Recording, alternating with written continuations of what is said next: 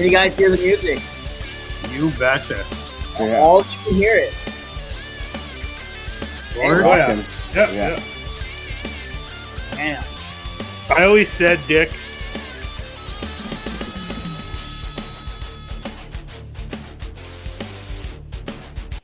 What did you always say? before the next time I came on the show, I was going to listen to all 160 episodes because you say, oh, most people can't hear it. And literally every single person I've ever heard on your podcast can hear it. So I was going to count it out for you and tell you, no, there was 3 people that couldn't hear it, Dick. That's how many people couldn't hear it. Senjin Boychuk, thanks very much for that killer intro and outro music.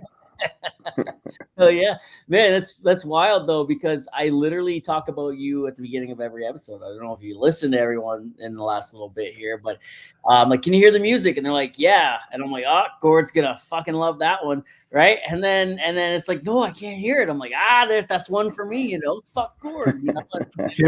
Typical Gord. He's got a tally book keeping track every day. Every day, yeah. Well, give an inch, boys. You give an inch. Oh, buddy, I can't wait for a couple later here. Last night home here, so fucking gotta Look out. Look out! I popped a Cialis. It's time to go. Oh, I got one more night, then I got to be at site for Wednesday night. So Yeah. I just had. Well, first of all, welcome back to another episode of On the Throne with Dick, and shout out to Senjin Boychuk, as Gord had already did that part. On this week's episode, man, we got like a foursome going on here. It's a menage a quatre, or what do you want to call this? Fucking an orgasm? No, fucking, what do you call it? Fuck, what do you call a gangbang? Gangbang. It's a gangbang. We could call it a round table. Too. Round table. I like the way Gord thinks. Let's call it a round table. Oof. I like that. Yeah, man. I just this day's off were pretty crazy there. My daughter, my youngest, had her 6th birthday party here, and we had K-pop Demon Hunters, 2 of them, come and put on a show for her. And I had 20 little girls running around my house on Saturday, and today I'm stuffed up and I'm sneezing, and I'm like, man, what my wife says, I have a low-grade fever, which I think is code for I'm dying. So, yeah. Man flu. Yeah, swine flu? Was that what you said? Man flu. Oh, man flu. I thought you said swine, same thing. She thinks Same thing, right? Yeah, same. Yeah, same thing. Yeah, man. Fucking, we got Clayton, which I guess the boys call Hallsy. What's up? What's up, man? We got Tracy from CRM. Fucking sponsors the podcast with a Starlink. Love it. And then we got Gord, which it's Gord. He's been on the podcast 4 or 5 times now, and we love Gord, and still shout him out, even though rest in peace, second act. We still shout it out almost every episode. So yeah, what's up, boys? What's happening? I'm just happy to be a part of the community that you're still cultivating. I bid adieu to what I was doing, but I still listen to your pod often, and I'm amazed at what you do with your social media presence, Dick, and pulling 3 guys together that you didn't know all already knew each other, and to talk about stuff that's important. Thank you very much for the opportunity. I couldn't be happier to be anywhere tonight but here. 100% agreed.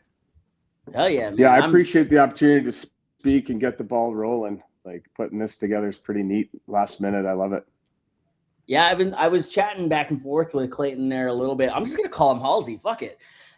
I've been chatting back and forth with Hallsy there since Tracy there gave me his number, and pretty excited to chat with him a little bit about his mental health stuff and like that, because he said he's been going through it. I've been going through it, and the last couple of years anyway, and it really hit me hard the last year. So we're coming out of that, and we're dealing with that, and we're learning a lot about ourselves here. But Tracy and I talked last summer quite a bit about like, how do we get the boys on site talking more about it, right? And like, I think you just meet it head on, right? You just grab the bull by the horns, or the boys by the dicks, I guess. I don't know. And you just you get them talking, right? And yeah, I think that's the biggest thing. I mean, we're stubborn. We're men. some of those consultants in the field tend to be older and they don't talk because they don't have feelings. They're just strong and let's make whole, right? And that's the mentality we have to change. I think Gord's a great example. He's always open and looks you in the eye and communicates and is an open book. And I think the industry needs to take a piece of Gord, Tracy, myself, and yourself, and just talk about it, because it's no joke. It's real. We just had another one on this weekend, that another fallen soldier, too early, too quick, and mental health was the main reason. So damn, man. Yeah, agreed. It's one of those conversations. There's still such a stigma in our industry about it. We all grew up in the industry where you just honestly shut up and went to work. Like, don't worry about it. Don't worry about it. It'll get better. But honestly, it doesn't get better unless people deal with it, right?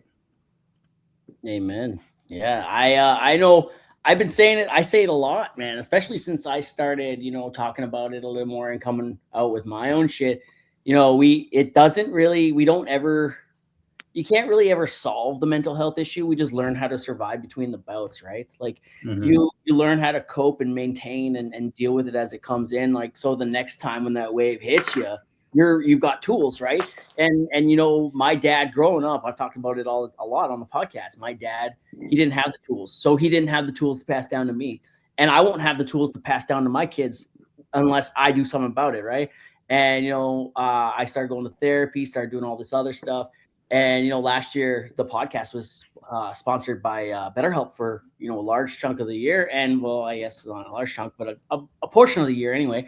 And with that came free therapy for me. And what I got out of that was, I got tools. I didn't even have a tool bag, right, to start. And then all of a sudden, the first things first is like, hey, let's get you a tool bag. Let's get you equipped with a tool bag. And then we'll go out and acquire the Snap-on trucks coming today. You know what? You're going to have to do some work to, or Matco, or fucking what are the other ones are? I don't know. But the Matco truck and the Snap-on truck are coming and they're coming in hard, right? So, now I have the tools to, to better equip myself, so I'm not, passing down this shit to my kids who, are going to need to heal from me.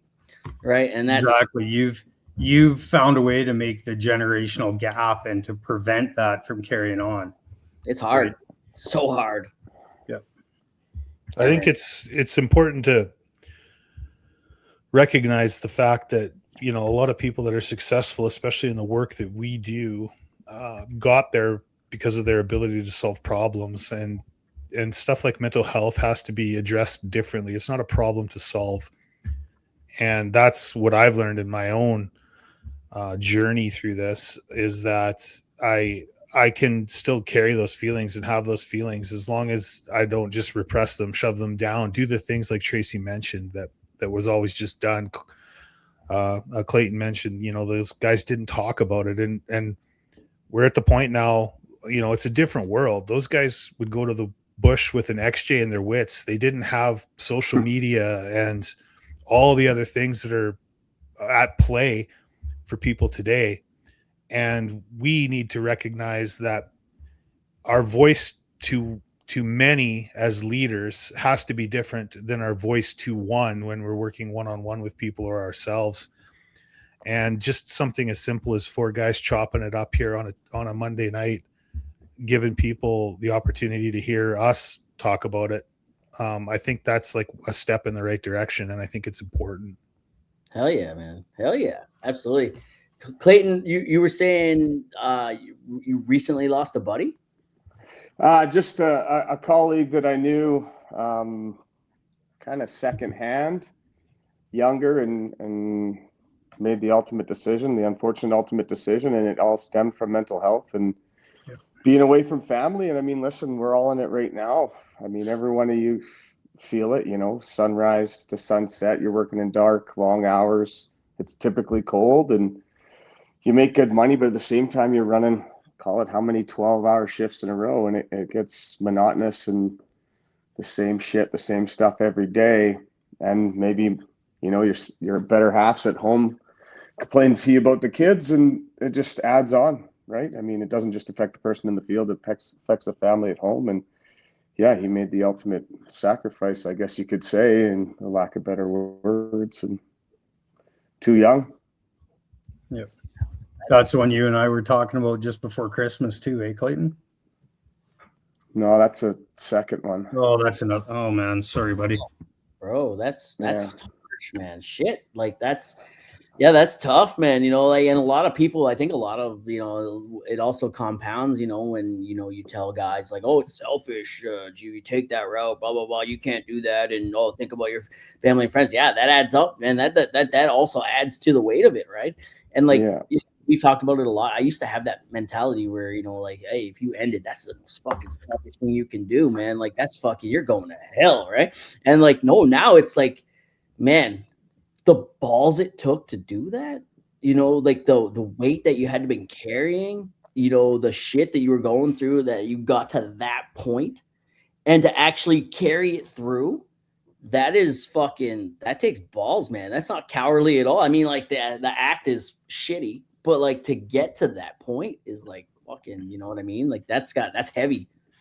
I remember. I met. Like, I think I talked to you about Hallsy, and I know I'm sure over the years I talked to you too, Gord. I remember we had. I was having a safety meeting with my guys one day, 40 below. I had 8 guys on location, and we started the conversation a little bit about mental health because we had an incident in the field area back then. And of those 8 guys, all 8 of those guys had firsthand experience with suicide in their close realm of friends, and 6 of the 8 guys had at least 2. That's where our industry realistically is at. And the problem is we need to find a way to change that, right? Like, we all work just like Gordy said, like, we all work a high stress lifestyle. We are gone from our families for weeks, months on end. Our main, unfortunately, the truth is our primary family is the 5 or 10 guys we spend 12 to 16 hours a day with every day. And how can you tell those men and women that they're your biggest priority if this doesn't become part of the conversation? Boom. Oh shit, that's fucking, that hits hard too, right? Like, I was just watching that new Yellowstone spinoff, Marshalls. Oh, Marshalls. Yeah, man, so good. The one guy on there, he said, he's like, you know, the one girl, she gets to go home every night, right? She's in the field, but like, you know, her family came to visit her at the office there, and you know, she apologized for it. He's like, hell, don't be apologizing for that. If my family could have come visit me, I might still have one, you know? And like, man, I feel that, right? Because like, working away for so long and so much, I'm only in Fox Creek, right? But now we're in the condos in Fox Creek instead of camp.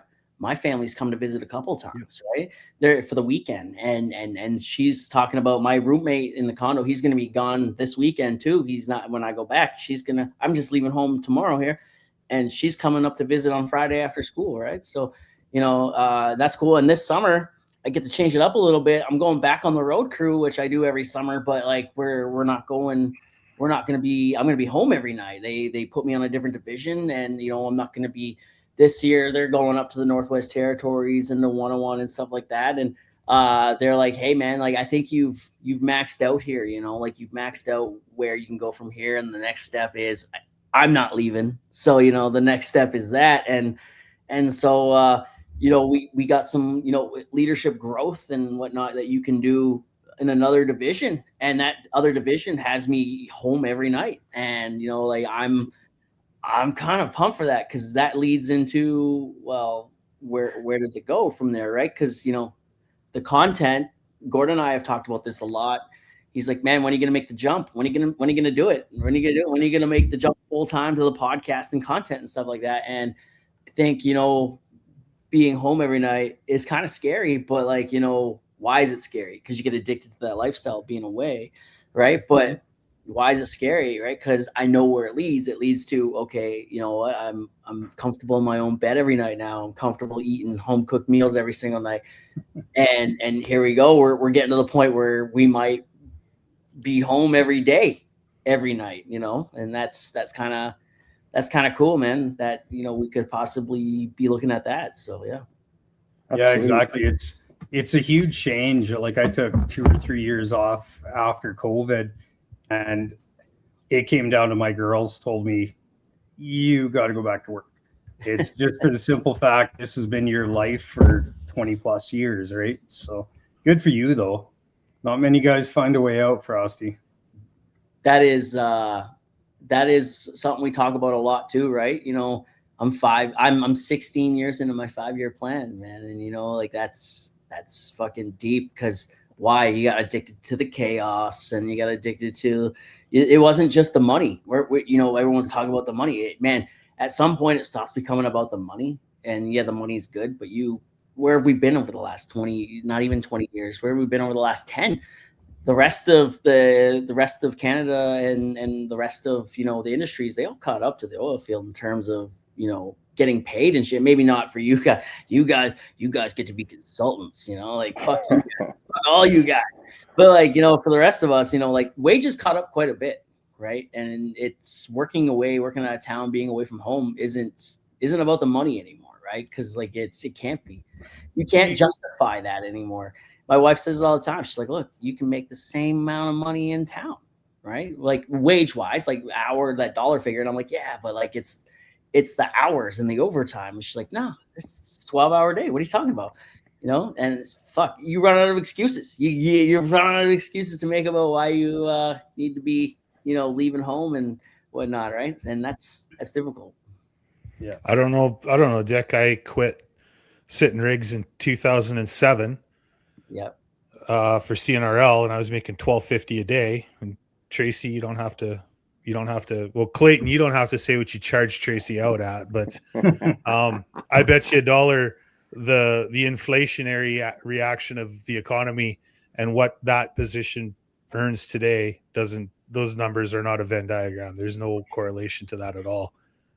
It's one of those things. Yeah, it's good money, but there's a lot that you pay for out of that daily stipend. And the other part of it is it's a hell of a job, man. When you're out there, you're the guy, and you're filling out paperwork, you're doing reports. You got 9 guys on location who's if anything happens to them, that lands squarely on your shoulders. And I did that job, and I know what goes into it, and I've never gone back. I've always found something different to do, given the opportunity to look, because that wasn't something that I wanted to do.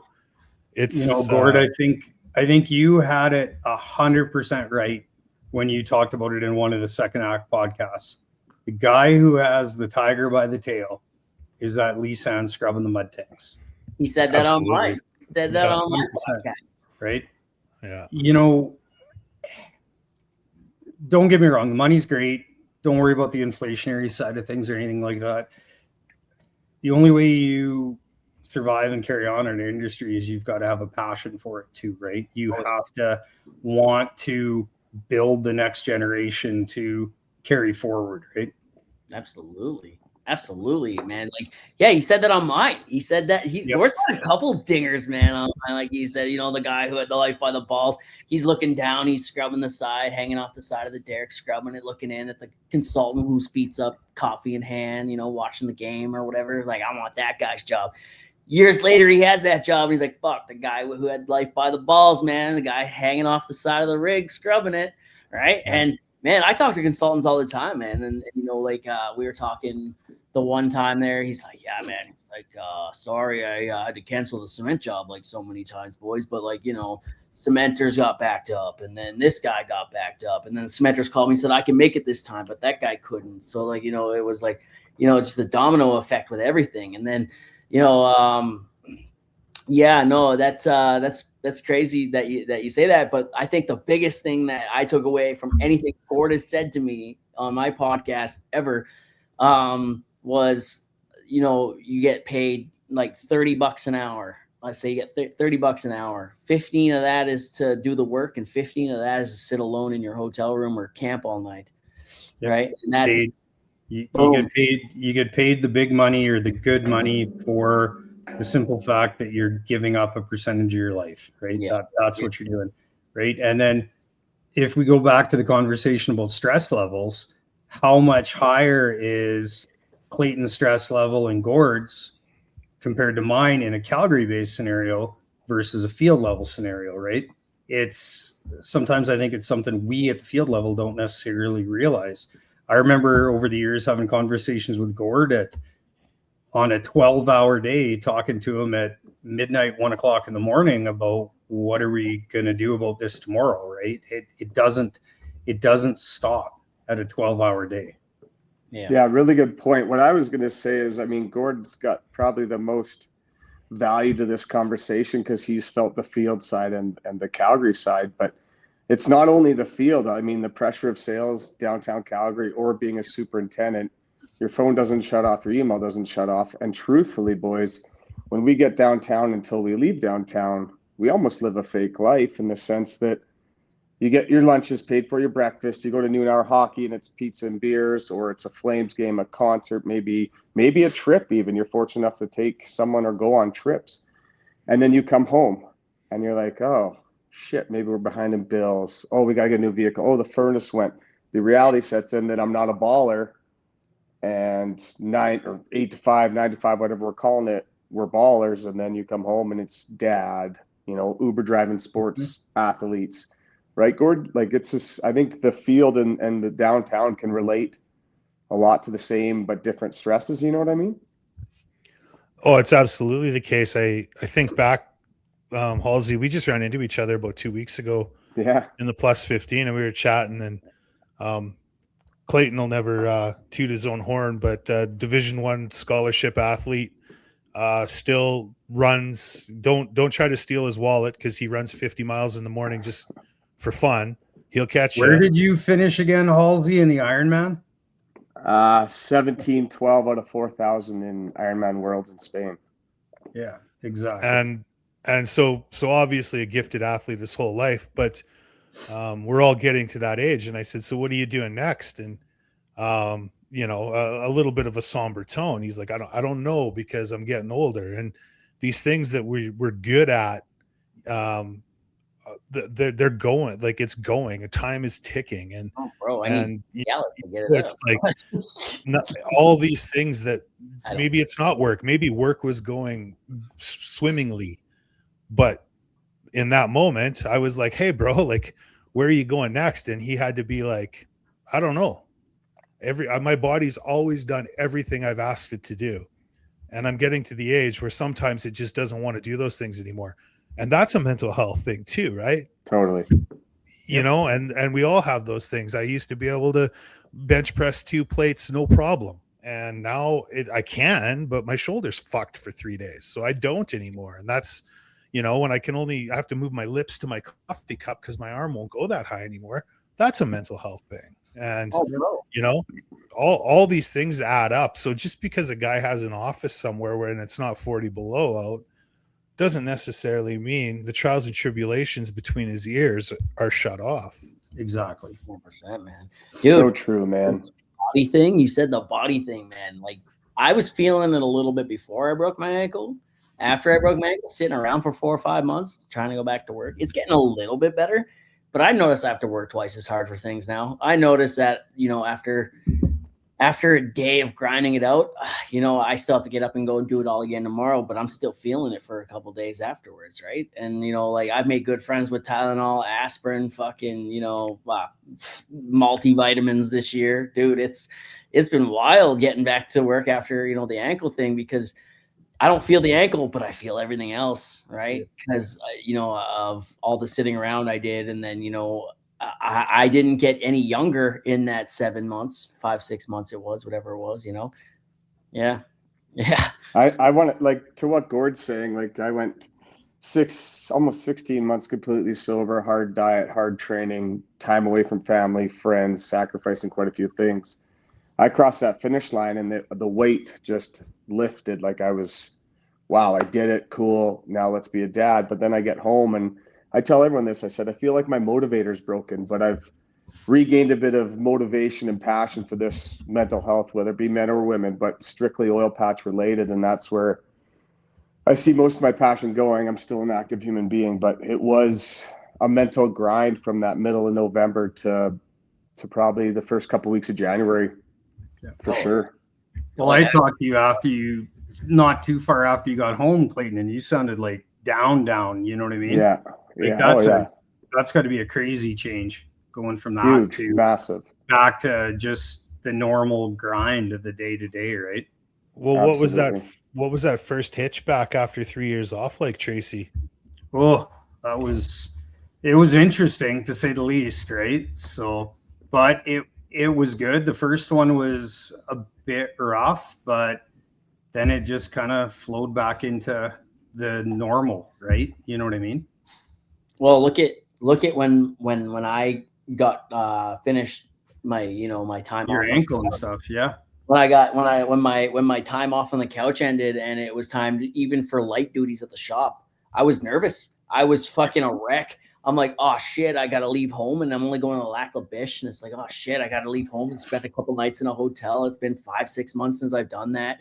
Yep. And I was trying to get out of it. I was trying anything I could to get out of it. I'm like, oh man, like I don't think I'm ready yet. I don't feel ready. I was talking to Gord about it. Man, how nervous did I sound in text messages, man? Like I was nervous about it, man. And like when I got there, I was like, oh man, I don't think I'm ready for this. And the circumstances were a little off anyways, but like, and then getting back into the field, being away in the hotel and camp with the guys and the crew, right? It was great. It was awesome being back for that, because, you, like you said, I needed the camaraderie of the crew, right? The camaraderie was what I was missing. Can't tell my kids to shut the fuck up. Can't tell my wife that she's doing something wrong and she needs to do it better, fit in or fuck off, and can't say that to her, right? So fucking, when I got back, man, it was awesome. But then, once again, it all came crashing down in October there when I got railroaded, right? And my biggest fear came true, right? It was kind of like, yeah, man, we're bringing you back. And then all of a sudden, for months, I thought, am I even good enough to be there anymore? Am I of value anymore, right? Because of this injury. And then they throw me aside and they're like, hey, man, nah, we don't want you, right?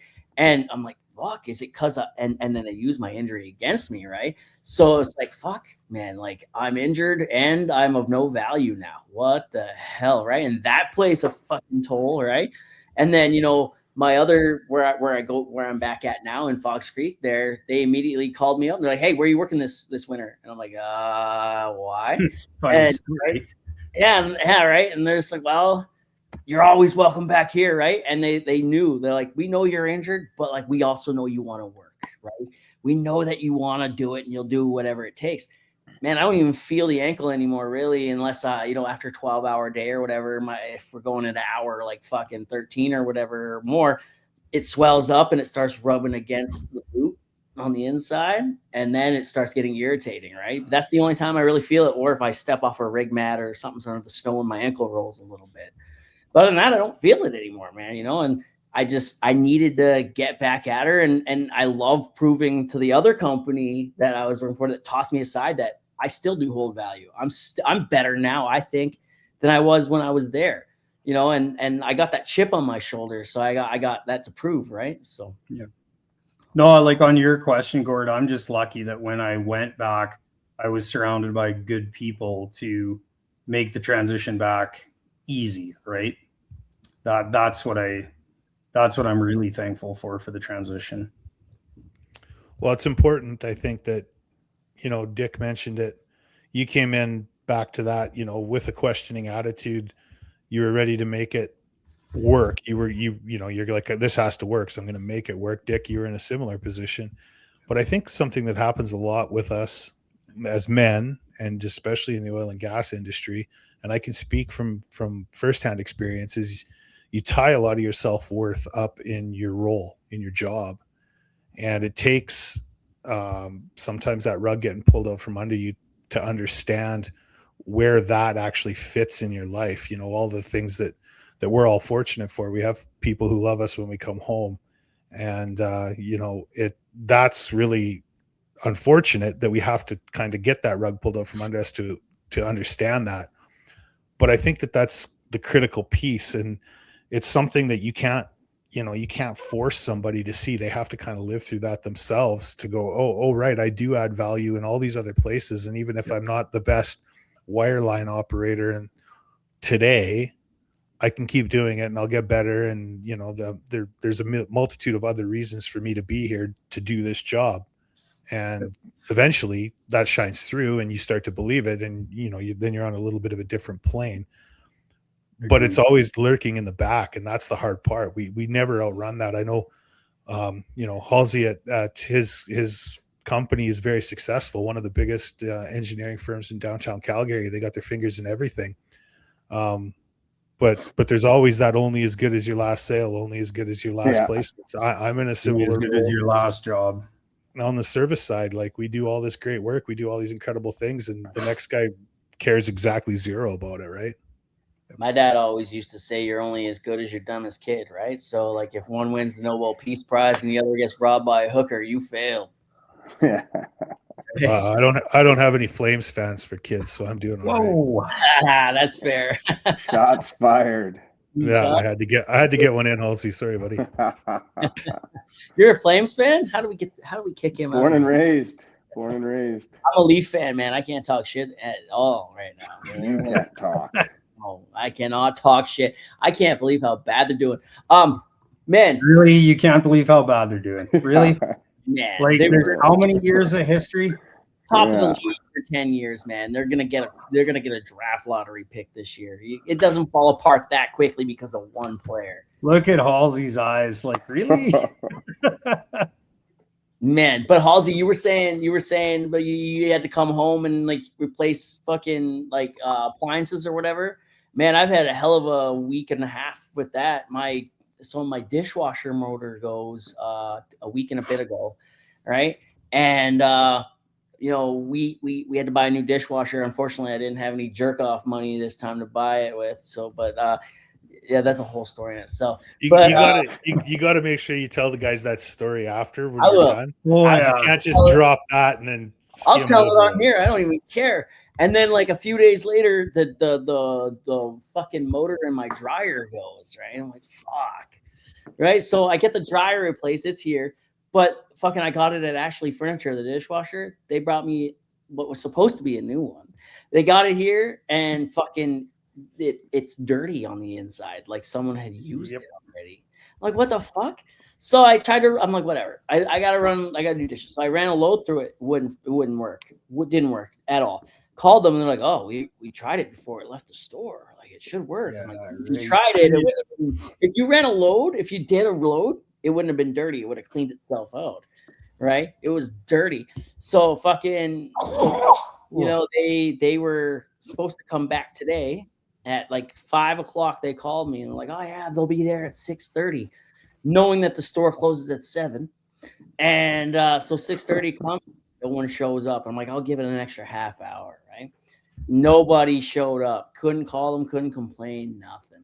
Fucking so now, you know, I'm mad. I'm very mad. This is, you know, like 3 or 4 days, you know, or like not 3, like a week we've been dealing with these people now, you know, and just waiting on them to do some shit. I got a 2-year warranty, right? So fucking apparently, you know, we were just at that threshold. So.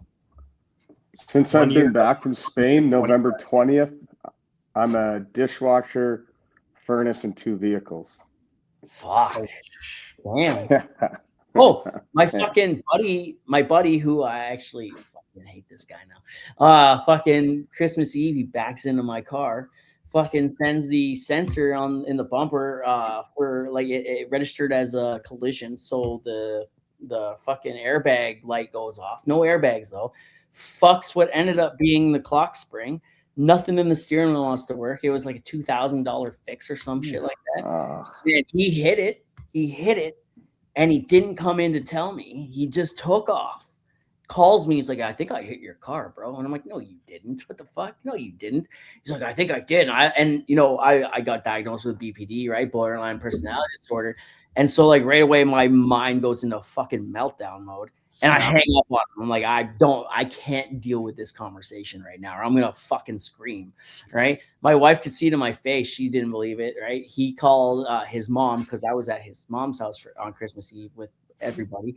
And he starts getting mad and freaking out that I hung up on him. I'm like, maybe if you would have fucking came in the house and told me like into my fucking face that you hit my car instead of taking off, you know, we'd be good now.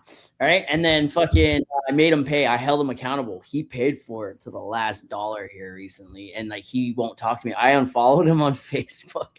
That's the BPD, man. You know, like I followed him. And then he's like, man, what the fuck? And I'm like, bro, you're less of a buddy and more the son of a buddy at this point. Like, go fuck yourself. Right.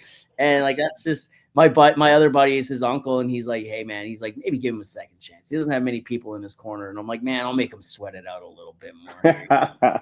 Once, you know? Yeah. Fucking dude, like, yeah, but he's also dealing with mental health shit, right? So I also got to remember that at the same time, right? He's still a young kid. He's like 21, 22, and, you know, no man left behind, right? So, and I know we've had many conversations in the hotel at nights and in the truck rides and stuff like that, you know, of shit he's going through. So I also got to kind of, you know, go a little easy on him and, you know, and fucking listen to me just being all fucking logical here. Shit. That's a new change. I think that's big of you, though, too. We have to remember not every shoe fits, right? Like, everyone's going through something. Yeah, absolutely, man. And, you know, I know a lot of his background. And like I said, my wife's best friends with his mom, and I'm good friends with his uncle and his dad and shit like that. And I know a lot that goes on in his life. And yeah, maybe I'm too close to the situation sometimes. I don't know. But yeah, it's fucking... just want to like just grab him by the collar and just thinking about it, you know, just start fucking. Yeah, but the thing is too, if you're not close enough to the situation, you don't see the indicators, right? That's true. That's true. Yeah, 100%. We had a big conversation actually that so it was like 2 summers ago now. We were in where were we? We were in Unity. And you know, we were in Unity and we were having this big conversation about his mental health. That actually he said something and I didn't realize what it did to my mental health when he said something that sent triggers through my brain, right? And this started like the year and a half long or year and a bit long fucking like just wave through my head that just sent me into like I disassociated and I split and shit like that with the BPD, which eventually led to me getting diagnosed with it, right? Because whatever, I don't want to get into what we were talking about, but what we were talking about just fucking like, I was like, holy fuck, what? And then it just floored me and dropped me, right? And I never really realized that I just didn't recover from that conversation, right? And it took about a year and a bit to get help from just listening to that conversation that triggered shit from my own past and my own presence and shit like that, right? And it was really hard. So what was the indicator for you, Dick? Was it when Mrs. Frost told you that she's had to fight for you for this many years that you needed some help, or what was the real indicator? So no, that happened after I got diagnosed and after I was going through my shit. What was the indicator there was, you know, I was just not myself. It was like, I remember that movie Click. I said this like a couple weeks ago on the podcast, that movie Click with Adam Sandler. It's like I took a remote from that conversation, I clicked fast forward to It Gets Better, and I woke up the day that I was at the.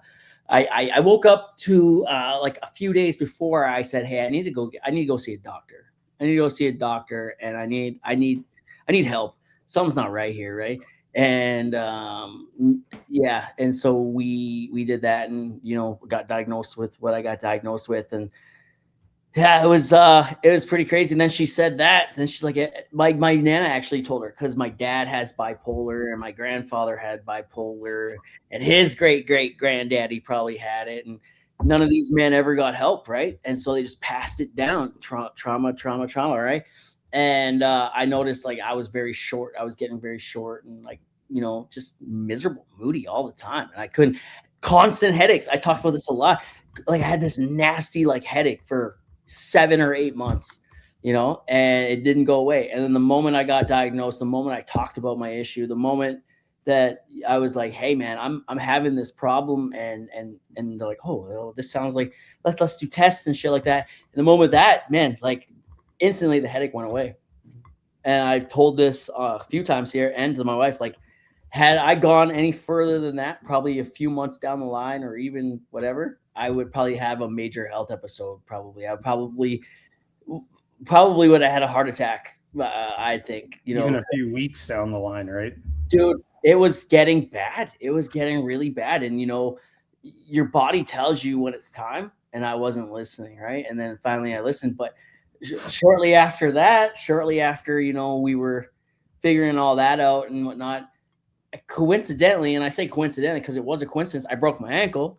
And then, you know, I was forced to sit at home and heal physically, but also my wife was like, hey, you can't run away now. So guess what? We're going to heal mentally too.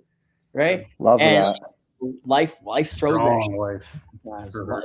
Life throws shit at you, man. It's like, hey, while you're here, you know, like, let's do it. Yeah, that was tough. I know, Halsey, you and I were talking about it a bit today with the firm and stuff. Like, you're trying to make some progression in regards to this for leadership. Yeah, so we've kind of spitballed within our Westrock ownership of tying into our company assessment and mental health awareness, suicide prevention component, where we have maybe some semi-retired or wiser folks get trained up and they go out and company assess the field hands, the consultant, and then within that 30-minute safety meeting, talk about mental health, bring the awareness, and to any site leader, sit down with him for another, you know, half hour, 45 minutes, maybe an hour, and just show the signs and maybe tells of what, you know, the suicide tells are. And I had this conversation last week with a lady, and she was excellent to deal with. And we've just got the ball rolling now. I've got 2 consultants that are very interested and passionate in this. One took some life coaching. One's on the other side of the shitty side of our industry of addiction and drug and alcohol.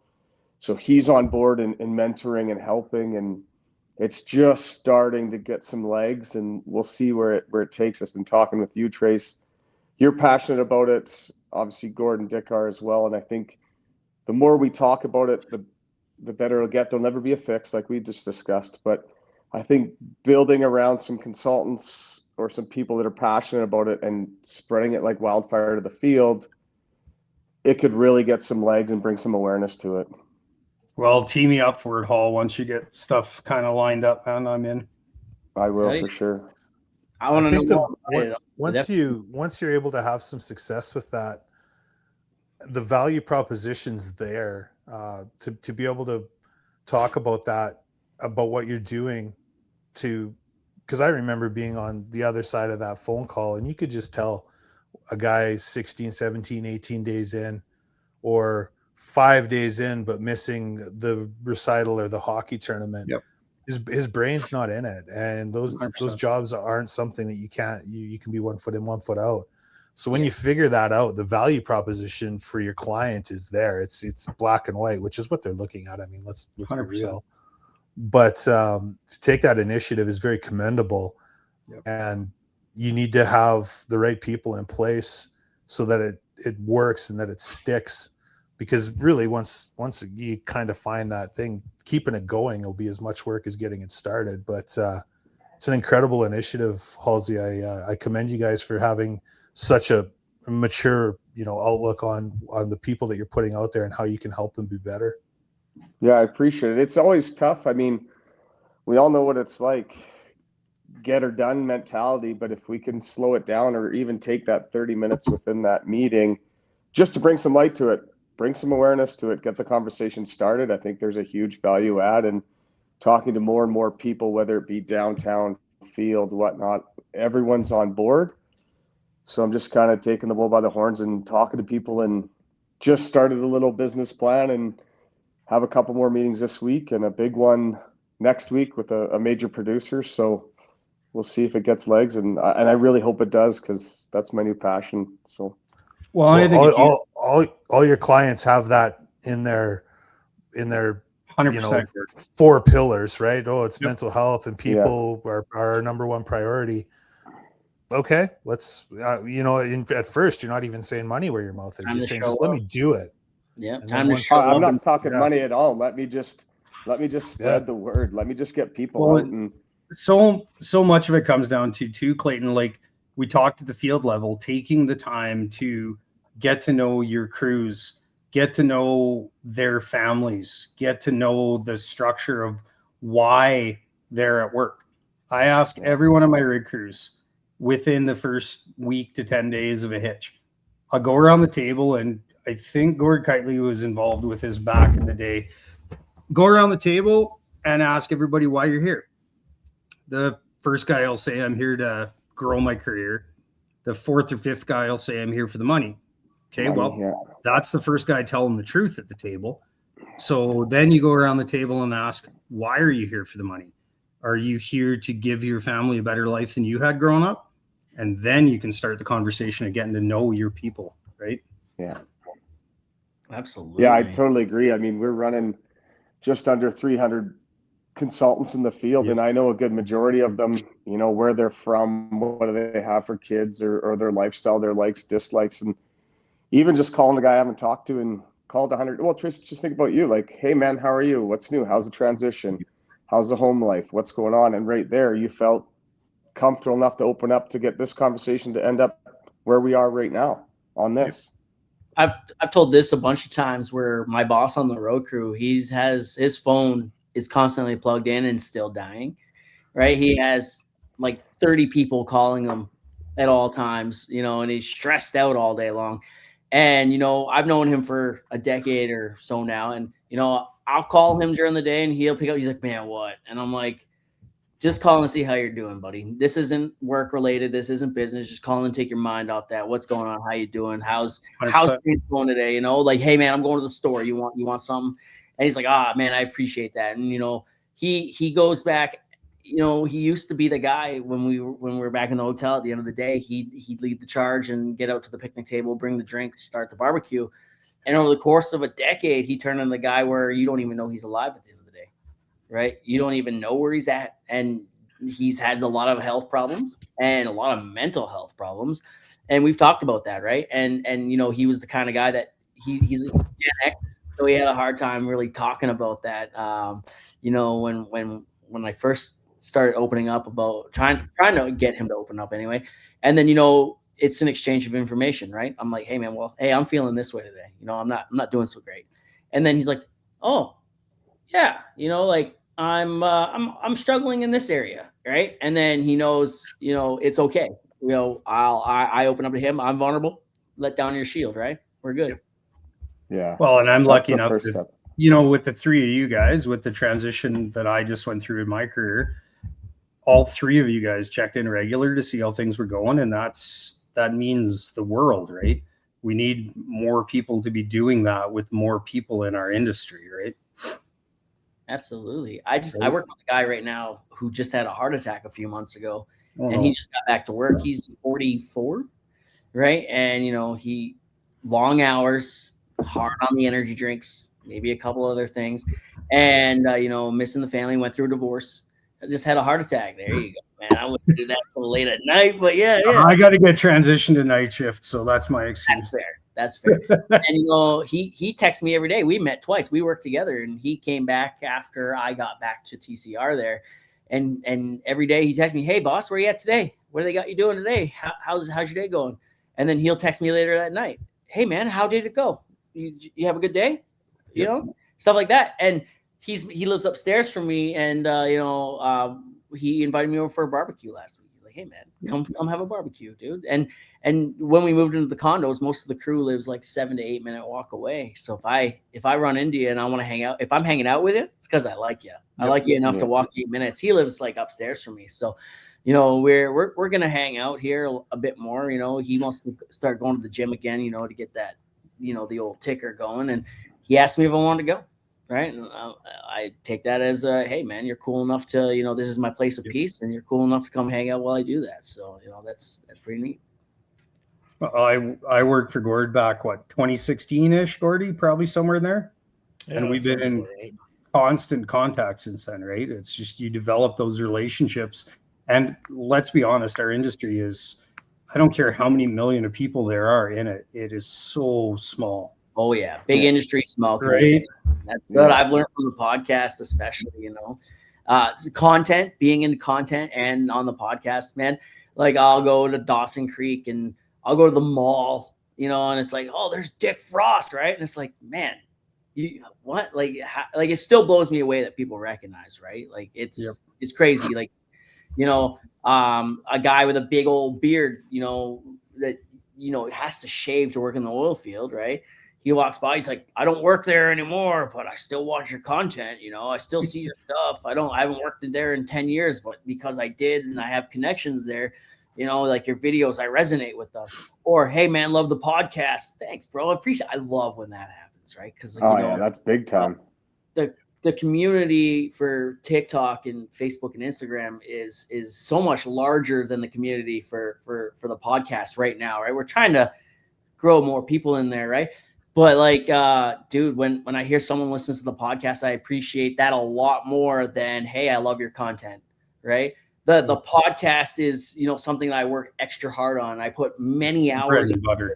Content. I could put, half hour into every now and then, or 20 minutes, or even 10 minutes a day. I'll watch something. I'm like, okay, I got to make that video, or I have this idea for a video, put 10 minutes into it, post it, walk away. Whereas the podcast, it's something you got to constantly nurture. Gord knows that. It's not just a fucking, it's not just a like, ooh, let's go recheck the views every day. Well, no, man, like it's a long game. It's got your signature on it, right? It's got your brand on it. Right? Yeah. Yeah. I say that a lot. Content, TikTok, Instagram, Facebook is where you build a following. Going live for an hour and a half every day, or putting out a weekly podcast, it's where you build your community, right? And community means so much more than just building that following. Yeah, it's been pretty good that way. I think the oil patch is such a brotherhood too. Oh, you guys both started talking. What was that? So, what number is this podcast? Quick before Hallsy. 167. Oh, right on. We passed Gord's infamous 158, 162, whatever he was at. Yeah. That's not a conversation to talk about. No, I shut up. Look in Gord's eyes. He thinks about it, and he kind of wants to start it up again, doesn't he? No, he's done. He's done with it, man, which is kind of heartbreaking. We talk about we still show Gord's podcast out every week, man. Are you happy, Gord? Like, did you get the message out that you hoped to get out in the beginning of the second act? Yeah. Sure. Yeah, I did. I was mostly, I've told this story a couple times. Like I was very unhappy at my old place of business, and it showed. I was potentially Guinness Book World's Worst Employee for about 18 months before we parted ways, before they asked me to no longer come back to work. And I was pretty wrapped up in my identity. My job was my identity. So I had to do something to prove that I could do it. And so the podcast was something that I'd had in the back of my mind for a couple of years before that happened. And it was just a way to prove to mostly myself, but to kind of anybody who was paying attention, that I was capable. And by about episode 20, I was really having fun with it. I was getting better at it, and I was starting to talk to some really cool people, and it became kind of a thing where I wanted to try to monetize it and do some things with it. And then by about episode 50 with Quick Dick McDick, I realized that I was doing it for me. It was kind of one of those aha moments, and I didn't care if I ever got paid for it. And that's when it was really fun. It became a lot of fun. And then it just, for about 80 episodes, it just kind of clicked and everything worked. And then all of a sudden one day I woke up and went, man, I spent a lot of time doing this.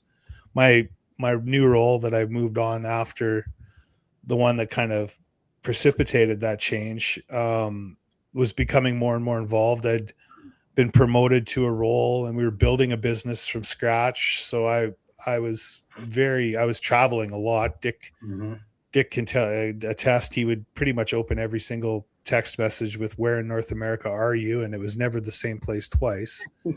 And it just became something that I didn't want to resent it. My son participated in it with me for about 120 episodes. And he was losing interest, and that was kind of like my way of being like, okay, this has run its course. And when Dick texted me today and said, hey, do you want to sit down and have a chat, I got really excited. I was really looking forward to it. I could barely watch the Flames get beat 7-4, 7-3, whatever it was before the game started. But I kind of like, I miss this. Like, if you asked me today, I'd be like, fuck yeah, we're firing this thing back up and we're going to the moon. Right. But then the next day would come along when I have to do the work to go to the moon, and I'd be like, no, man, I don't want to do that work anymore. So I'm perfectly comfortable with it, with how it ended. You know, you get to do the things where you say something true and something false about yourself as an icebreaker. And I say I hit 2 hole-in-ones in the same day, and I have 160 episodes of a podcast, and it's about 50-50, which thing people think is true. And that's cool, because that means 160 episodes of a podcast is that rare, that unique, right? So I'm pretty good with it. Top 1%er, bud. Yeah. I don't know. Last time I looked, it was like, just on Spotify, it was like at 50,000 downloads or something like that. 50,000 times somebody went, yeah, let's hear what he has to say. You know what I mean? It's really cool when you think about that it. Is really especially cool, when you're man. just a schmuck from Carrot River, Saskatchewan, who's, you know what I mean? Like, I'm just a guy. I got nothing. So yeah. Well, you take that back and go into the conversation about mental health. Look at how much that helped you with your transition, right? Oh, totally. From where you were down in the tower in Calgary to where you are now, right? Probably changed your outlook on a lot of stuff. Well, yeah, 100% it did. But mostly it gave me the confidence to know that my worth isn't how many operations I have going on or how many hockey games Hallsy wants to take me to. And, you know, he talked about that stuff. Like, that's how people measure. It's a real thing. And then you come home and you're coaching hockey and you're watching volleyball, and your wife just all like she left the chicken on the counter. Like, you couldn't even put it in the oven. And you're like, motherfucker, you know how many people phoned and asked me my opinion on something today? Yeah, nobody cares, man. Nobody cares. No. Yeah. So true, Gord. Fucking it started becoming a lot of work in the last 20 to 30 weeks. A lot of work. But it's a lot of work that I like doing, right? I used to stay 3, 4, 5 weeks ahead of schedule. Now I'm lucky to get it out. Fucking like, this one comes out tomorrow, right? Like, yeah, hence the phone call at 8:00 this morning. Yeah. You guys are the first people I asked. You're like, hey, I wonder if Tracy's home. And then, like, you know, I was gonna move down the list because Tyler Allison's coming on, right? We're getting Tyler Allison on this week, and someone wants to do one in person. Then Rig Hand Radio wants to get together. He's in Nicaragua right now, so right, like I want to.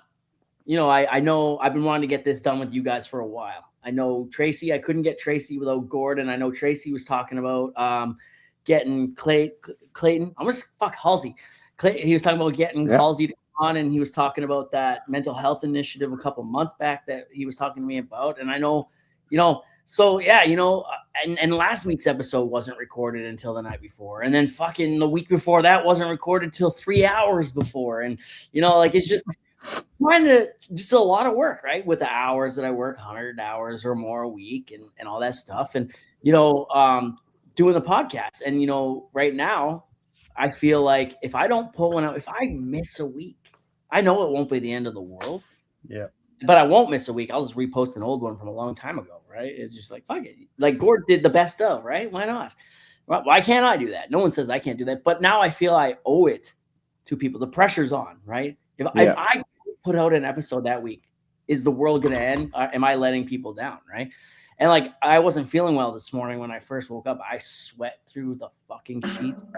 And I was dying, right? I'm like, fuck, I still got to record a podcast. I got to get one done, right? And I started feeling better as the day went on and whatnot. But like, you know, whatever. But yeah, man, as we go further and further, it just gets harder and harder, right? Because, you know, a lot of the conversations have been had. I've had a lot of people on. I'm chronically online looking for new people to have on. And you know what? Like Gord and I talked about before, he'll reach out to 20 people. 5 will get back to him. Two of them will be no, right? Welcome to sales. Rock, yeah. Halsey's like, tell me all about that. Yeah, man, like 5 out of 20. Yeah, you're a good salesman. That's a good day. Do you guys know what viscosity is, right? I know Gord's heard it. Tracy's probably definitely heard it. Clayton, fuck it. Halsey, you're up. what's your definition of viscosity? Oh Like God, I'm if you walking don't into know, one here. Well, no, I feel like I'm walking. No, I'm not even gonna answer it. I feel like I'm walking into a staged question. Tracy, what's the definition of viscosity? how easily or hard a fluid flows. Okay, yeah. How thick your load is, right? Yeah. Yeah, I was not going to How say thick that. is your load, Halsey? How thick are you? pretty thick, buddy. Dude, it's Pretty thick. Where I'm going with this, the podcast sponsored by the Mudman, and the Mudman deals in viscosity, right? In the thickness of your load, right? And he sponsors the podcast. He sponsored the podcast since like episode 14. He sponsored it with a headset and a mic, so he can hear in real crisp audio how thick people's loads are, and like it'd be like a notebook coming into his ears.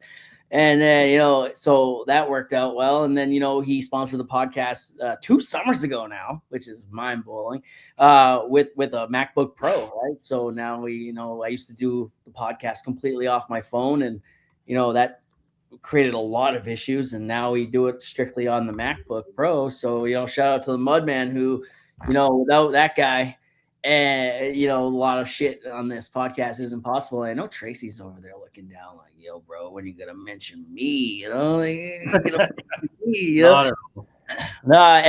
so so the Mudman is, he's got my back, for all your drilling fluid and laboratory testing equipment needs.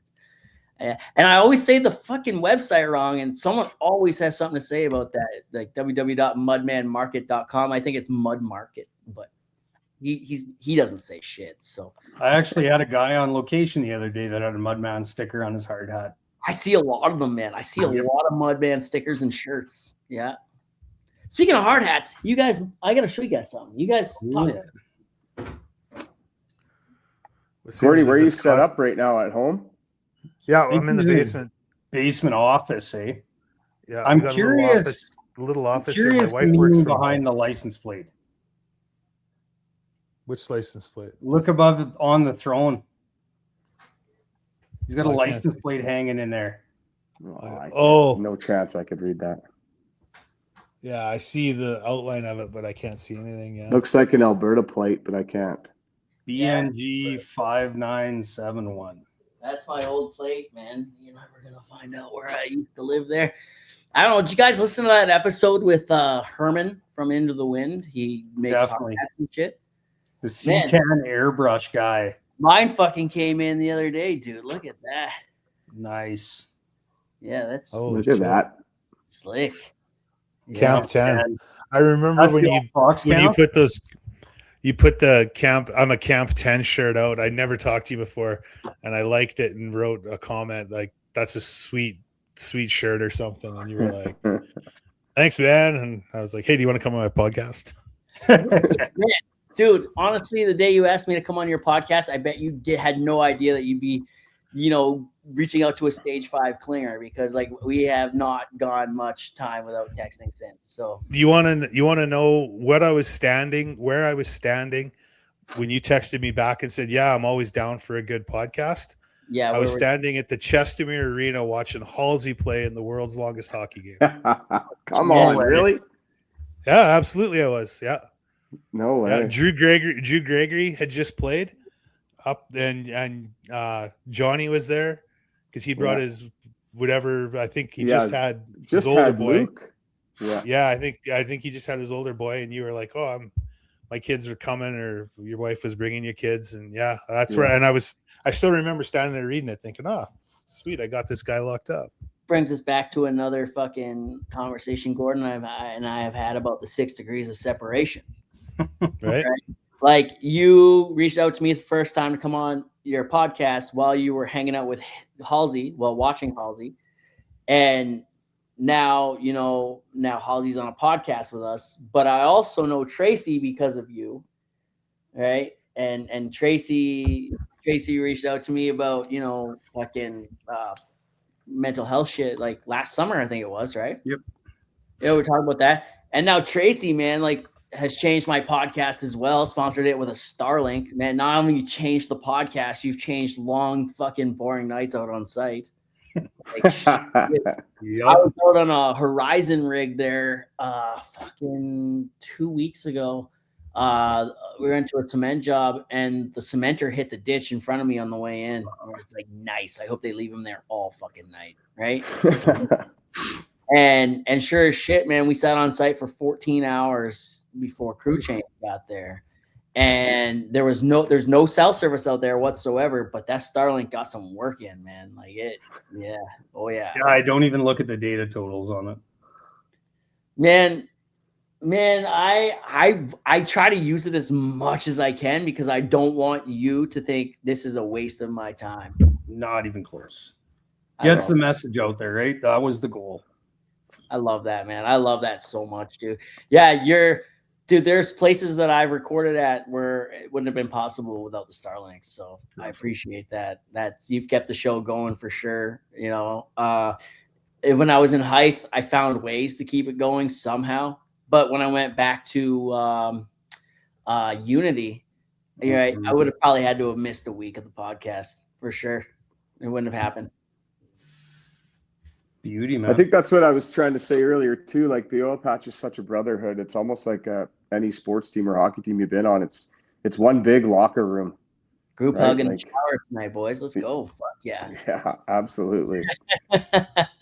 I fucking love. Yeah, so Furman. It's called Furman. That's what it was called, right?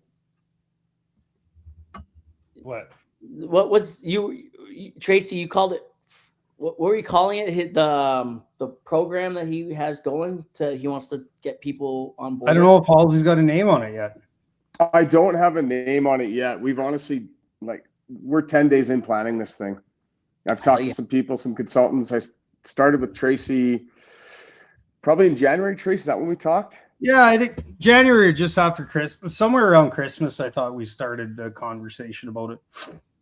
Yeah, and so then it kind of stalled out just because of cornhole season and the busyness of coming out of Christmas, a lot of transition. And then we started the conversation again, and it's been the last 10 days, and the traction's been incredible. Feedback's been incredible. And people say, how can I help? What can I do? Actually played noon hour hockey today. And a guy had a conversation with over at the Children's Hospital at that cottage house, and they've now raised some money for men's health awareness. So I'm meeting him next week to see how we can maybe marry this together with what we're trying to do. And they've raised some money in a hockey game recently, and they're doing something again in a golf tournament where they're raising money for men's mental health. So we're meeting next week to see where this thing can go.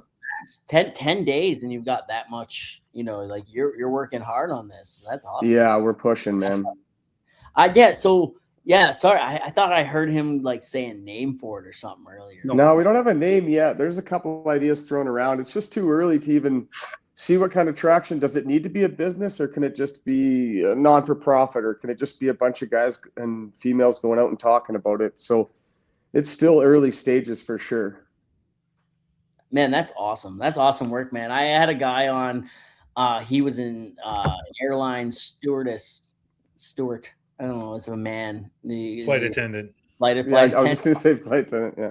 And he said, he talked with a lot of, they were going up north to mines and shit like that in the territories and Fort Mac and all that other stuff. And he was talking, he's like, man, what's, how do we get guys talking about it? He's like, well, the hardest part is, when you learn that the guys, it's not that they don't want to talk about it. It's that you got to approach it the right way.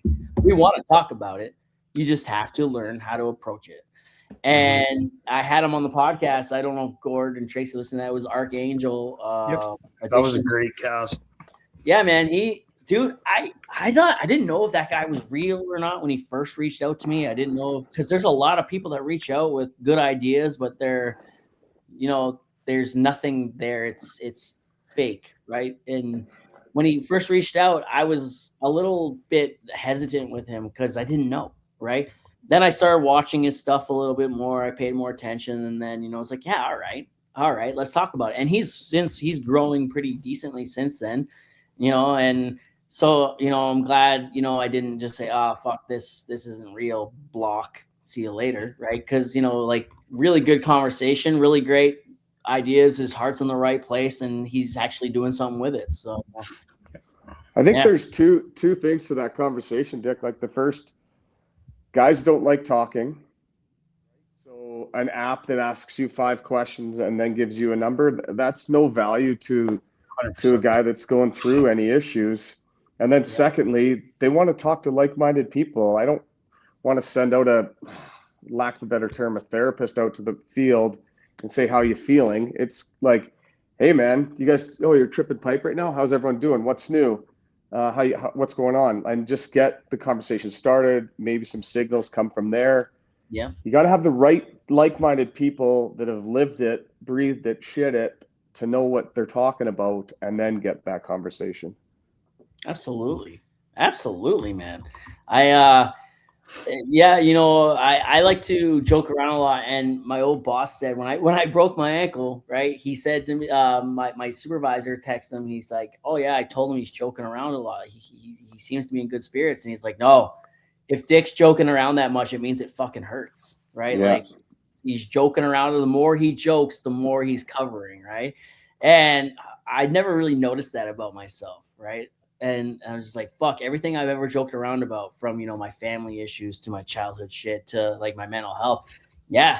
The harder I go, the fucking more I'm hurting. Right. And so I've noticed that about guys. I've tried it out in the field a lot where, like I'll be joking around with someone and he'll be like, fuck, I just want to end it all right now. Just fucking throw me in the hole, and I'll joke back. I'll throw something like, want me to hit you over the head real good or what? Like, and then it kind of takes that conversation into what's going on, man. So like, and it'd be, so shit like that. You just kind of, you in our space, we gotta be rough around the edges a little bit about it, like joke around, but also be serious, but in our kind of humor, right? And I find we had a guy in the locker room, like we play oil patch hockey, and it was pretty clear. I'm no doctor, but it looked like he tore his hamstring. He's a rotational 2-and-2 guy, and he had to go to work the next day. And we helped him off the ice. He limped into the dressing room. He changed, and then we helped him to his truck. And I was like, man, you can't go to work anymore, or you can't go to work tomorrow. He's like, oh, I'll be fine. I just won't tell anyone. I'll show up. That's when you wrong. fall down That's a at work. hazard. Like, You fall that's down wrong. at That's a work. hazard. Yeah, right.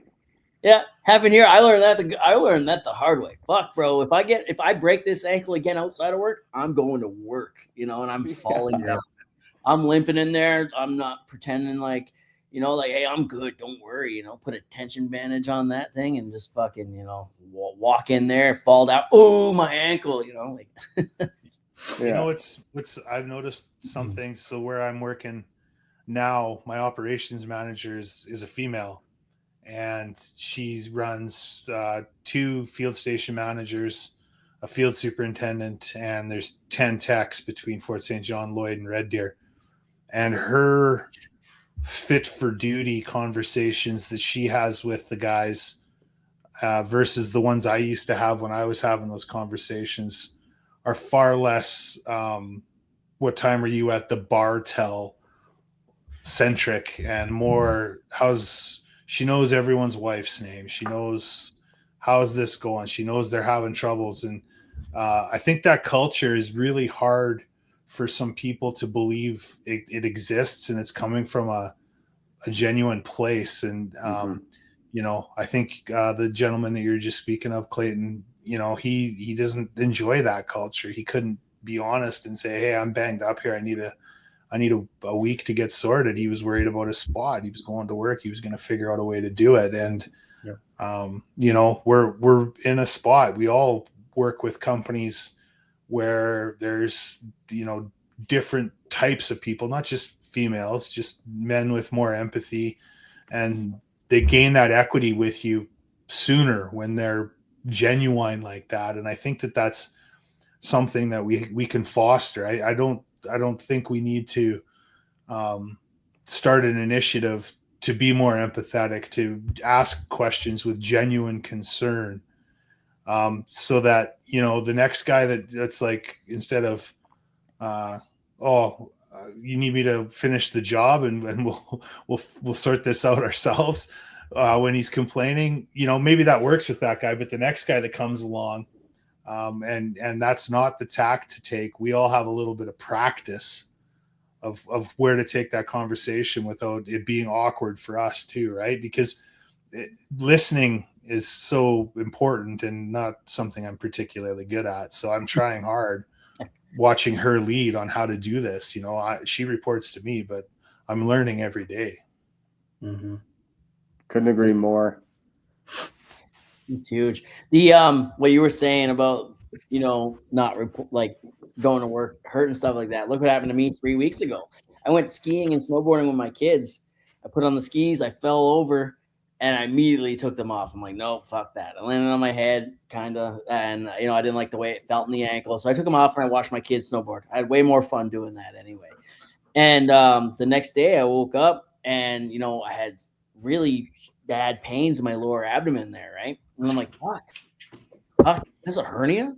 Do I got a hernia? I talked about it on the podcast last week. Do I have a hernia? And it immediately went from hernia to shit. Where do I get chemo? Because this has got to be stomach cancer.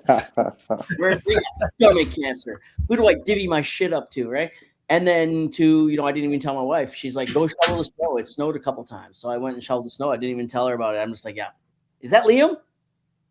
It was. Fucking Liam. Oh, man. I love that kid. Okay. I never thought I'd see him without a shirt off. All right, cool. So anyway, I went and shoveled snow, and I'm like, this hurts, but like I can't show weakness, right? Just fucking shovel the snow. I go back to work, and I'm all worried about it because like, fuck, dude, like I gotta bend over, and the pressure on the wand. I feel that shit in my ankle sometimes when I'm holding the wash wand. And I squeeze the trigger, man. Holy fuck, dude. You feel that everywhere. I had no idea, like, you felt that in the legs and the ankles and all that shit before, right?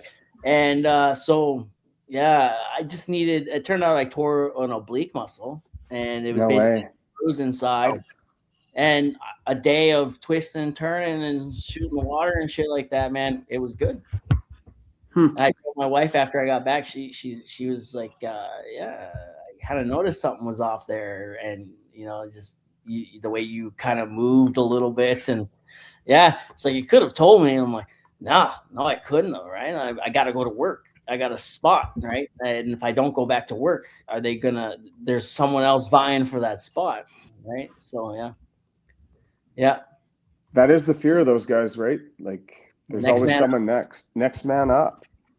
Next man up. So some of these companies. Hallsy, without getting too grandiose, what does this initiative look like on September 1st when you guys start ramping up for your winter work next year? So, like, truthfully, my goal is to have anywhere from 6 to 8 full-time people speaking downtown and running the field. And when I mean running the field, they have a week of, let's use the Wood Buffalo area. Then they're going to head to GP. Then they're going to head to Fox Creek. And maybe they're a tandem just for journey management. And then they're going to head to Sask. But they're always on the road. They come home. They report back to myself. They report back to the operator if they're working for the operator. And we get the ball rolling. And I'm going to build some contacts on the resource side. That's what I'm taking on, is get the resources for the field and for downtown and start the conversation. So I hope to get on a couple more podcasts once this thing gets a bit more, down the road. And I think there's some big value add, but my goal is to get like 6 to 8. Gord might have one more podcast in him. Oh yeah. Yeah. Let's do it, Gordy. So our wives can hear it. That's the only people will be listening. I can try to get you on some more podcasts, man. I know a good one that just started up there New Year's Day called Off the Clock Podcast, another blue collar podcast. I was episode 1, man, and that guy's been on. Yep. There's Rig Hand Radio, which I'm getting kind of close with right now. Don't know if you've seen his podcast. Not yet, no. Like that. He's a consultant who's been all over the world and shit like that. And like I said, right, he's got a coffee farm in Nicaragua. That's where he's at right now, tending to the cocoa leaves. And there's Fuck, there's a couple good ones that are out there right now, man. Like a couple good blue collar podcasts, and a couple oil field related ones. And I know Cody from what was Oil Trash podcast? He's out of just outside of Whitecourt there. He's trying to get season 2 on the go here for the last year now. Yeah, no pressure, Cody, but yeah, he's just So I can definitely try to. You got to get your message out, man. I'm definitely here to help. So let's do it. I appreciate it. And once I get, I said, get that ball rolling and get more momentum going, I'd love to get the word out and get some people in the field and start this conversation. I mean, Tracy and I talked, like, the goal is to save one person from making that choice. Like, that's all I want. I want to get the word out and save somebody. Oh yeah. Hell yeah, man. That's huge. That's all you can ask for, right? Like, I don't know, you guys follow Jeremy Littell. I tell that story a lot where, Jeremy Littell, he was approached by a guy. He didn't want to do content no more, right? But this guy, he said he was going to watch 5 videos that day. And at the end of the 5th one, that was it. He was going to end his life, right? That was it. Got to, on the 4th or 5th video, we got to Jeremy Littell's video, and it made him bust a gut. Just started laughing. And he decided not to do it. Right. And he told Jeremy that. And Jeremy tears up when he tells that story. He fucking breaks down. Yeah. Jeremy's good shit like that. Yeah. He's just trying to make the world a better place. Right. I love that, man. And it's a big step for someone to say, hey, I'm struggling. I need to talk to someone. Like, Dick, right? Like, the reality hits you right in the face. Whack. Hey, I'm not good. But that's the big first step. Yep. Yeah, I noticed my kids, dude. My kids were afraid of me. They didn't want to be home alone with me. They didn't want to be alone with me in general, in a different room, even if my wife was home. They didn't want to do anything. And my kids in the last, a year, right? Since I've been home a lot, my kids have said it. My fucking 5-year-old, she's 6 as of today. Today's her birthday. She's 6 now, and she said, man, and this is her own words. She's super fucking well-spoken and very blunt about her words. She's like, you're not an asshole anymore. I'm like, oh, thanks. I appreciate that, like, yeah. And I'm not trying to be an asshole. I wasn't trying to be, I was dealing with some shit, and I still am dealing with some shit, but now I have those tools to deal with that shit. Before I was, blindly going into it, not knowing what the hell was going on, thinking, how, like, it's usually the crazy person that thinks they're sane, right? Like, if you can't find the crazy person in the room, it's probably you, right? You're looking at it. Yeah, I'm like going around, like thinking that's not normal. I'm normal. That's not normal. What are you talking about, right? And then coming to find out that, my Nana said to my wife like 20 years ago, she's like, hey, you know what? Like, he's probably, I see it. He's probably going to have some mental health issues, right? Because his dad does, his grandfather does. And she's like, I gotta like prepare you for this. And it's a conversation they both told me about. And my grandmother told my wife, don't tell him. It'll just scare him, right? Just don't tell him. And my wife's like, well, how do I know? She's like, oh, you'll know when the right time is, right? And, last year was the right time. 20 years later, right? It was the right time to be like, that's crazy. It took 20 years. Well, like, I spent so much time trying not to become my dad, right?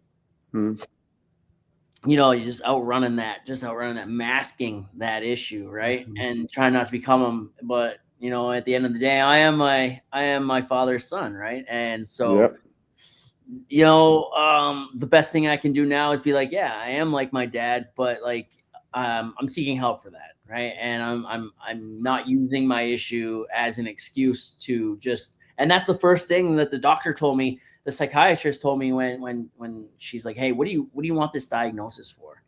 Like, I'm like, I just want to feel better. I want to know that, there's a way beyond this. She's like, okay, that's what I want to hear. She's like, I don't want to hear you say I need to use this as an excuse. She's like, I don't want you to use this as an excuse to treat people a certain way. And there are times when I joke around about it when people are like, whoa, that was a little too much. I'm like, sorry, it's a condition, right? And I just joke. I'm like, no. Honestly, I'm sorry that I did that, right? And I explain it, and my wife and I, she's like, all right, well, how did this make you feel? She's made me journal a lot in the last year. She's made me, and this is crazy to say this a lot. The thing that helps so much the thing that like, helps take the voices from the brain and like, get them out is talking about it, right? Yeah. Who knew that fucking holding it in and not, holding it back and just talking was the key to everything this whole time. I haven't journaled in like a month, right? My wife's like, "Hey, you haven't journaled much lately. Are you all right?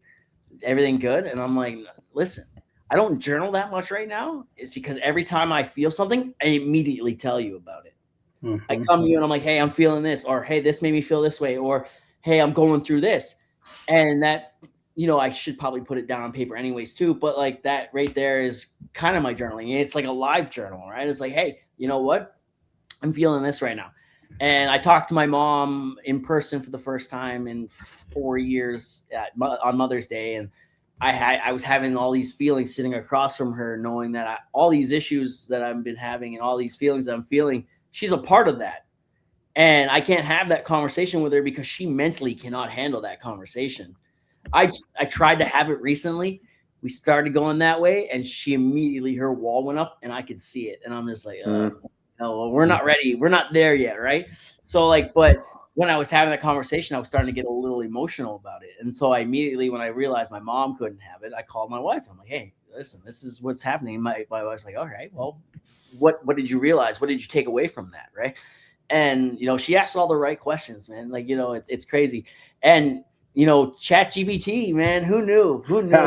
Like, man, AI is crazy. You shouldn't be using it as a therapist, but if you ask it questions, it knows so much shit about you that you don't even, it's probably not even right to use it. But like, honestly, I put in some shit in there and it's talked through some shit and it's told me a bunch of things and it doesn't tell you, hey, this is how you should feel, but it spits a bunch of different things out and lets you decide, lets you pick it out.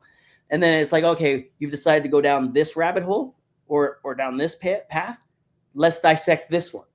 And then it'll take you full circle and it's really helpful that way. It's kind of weird in a way, That's neat. I like that. Yeah, I don't pay the $20 a month for it, so it'll take me so far. And then use all your shit for today. It's like, most things I'm just, asking it to like, what do I look like in a red lace-up bra? And what do I look like in a red lace-up bra while I'm a caricature? I just made bad images. Oof. Yeah. Great use of our water usage, I guess. Yeah, it's crazy.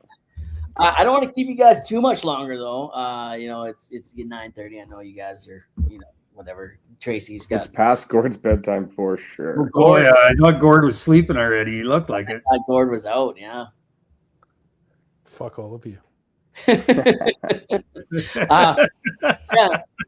man. I gotta get laying some pipe here. Like it's fucking. Last night home, I don't want her to fall asleep. I thought when I went in there, get the hard hat, she was already had her I'm relaxing sweatpants on. So like it's kind of yeah. Oh jeez. Yeah, not the ones with the hole in them, unfortunately. So are we to believe that you kept your fancy new hard hat in the bedroom? Oh, buddy. Yeah, you are. Yeah. 100%, man. How very on brand. Right. Yeah. Yeah, no, fucking hey, man. I'm trying new ways to we're trying to have another kid. I'm trying to have a boy, right? So like, pointer due north with a hard hat on, maybe that'll do. I don't know. Get some cowboy boots. Would this be number 2? This will be number 3. Why? Great question. Hallsy for the win. How many do you have? 2. Man-to-man defense. You know what, man? I don't know. I don't know what we're thinking. I don't know. Dude, I've got a 15-year-old going on 30, man. 1 is enough. 1 girl, that's it. Yeah. I don't know. I guess I need a little bit more toxic masculinity in the house with me, Like that's why I got a dog. Yeah. Hey, it's over there humping everything in sight. Me too. Let's fucking go. No, my my house here in the next 2 to 4 years is going to be full of people doing girl things and going through girl things. Yep. And I don't know if I want to be like, if I want to, maybe be on the road full time again for that, like I don't know how to handle it. I don't know how to handle this, man. Like they're already kind of work some days. yeah. Oh fuck, brutal. Yeah, man, it's crazy. Yeah, I don't know, but everyone in here, except for Clayton, Hallsy. Fuck, I don't know. I don't even like the name Clayton, bro. Just Clayton. Dude, no. So fucking, everyone in here, I guess, except for Halsey, kind of knows how I like to end the show, and fucking. So yeah, man, Mount Rushmore has 4 of the most influential people up on the rock, and if you had your own Mount Rushmore, 4 people that you look up to be, inspired to be, or inspire you, who would they be and why? And I guess Tracy has to answer this question too, because I haven't had. Halsey's got to go first. Yeah. Oh, 4 and why? I'd start with Terry Fox, to be honest. I mean, he was my number 1 hero to begin with, being a Canadian and what he went through. 2, I'd have to probably say Gretz. I mean, look at him. Oh, buddy. Ovi's only like 280 hits away from being the all-time hits leader and goal-scoring leader. Man, I'd say 3, a local golf pro. My parents went through a divorce and a bad time, and he took me under his wing, and I ended up at a D1 school on a golf scholarship. That's cool. And then 4th, I'd say my mom. She went through the ringer and still sticking it and still working and still a crazy little Romanian mother. Great grandmother too. So that's badass. That's badass. So like when you say D1, like what's classified as a D1 school? Division 1 NCAA school. Okay, so is that in the US? Yeah, West Virginia. We don't have any of that good shit here, do we? No. Tracy, you're up. Oh, geez. Well, I guess I'd put my mom on there for the same reason you've got your dad on yours, Dick. Same kind of reasons, what not to do with your life and raising your kids. My wife and my daughter would be the other 2 because they give me the drive to carry on with what I do. And I'm going to throw Mr. Kitely on there as well because he's over the years given me some pretty good outlooks and different ways to look at things over the years. So I've been lucky to have an influential person like him in my world. I agree with you on that. Like I don't know what I did in my life to deserve to have Gord stumble into my DMs like that. Just come in and fuck my world right up. It's been fun though. Some of the most profound advice. I don't know. Is that a good word? Some of the most profound advice I've ever gotten came either from him or from his podcast. I remember the most mind-blowing podcast I've heard from him was the day, and I needed to hear it at that moment. I was kind of like coming out of my shit and just got diagnosed and was going through whatever I was going through. And I shared it with my wife. I'm like, you got to listen to this podcast. Like, if you're going to listen to a podcast, this is the one. And I shared it with her. And it's the one where, everyone deals with 3 life events. And it's, the feather, the brick, and the truck.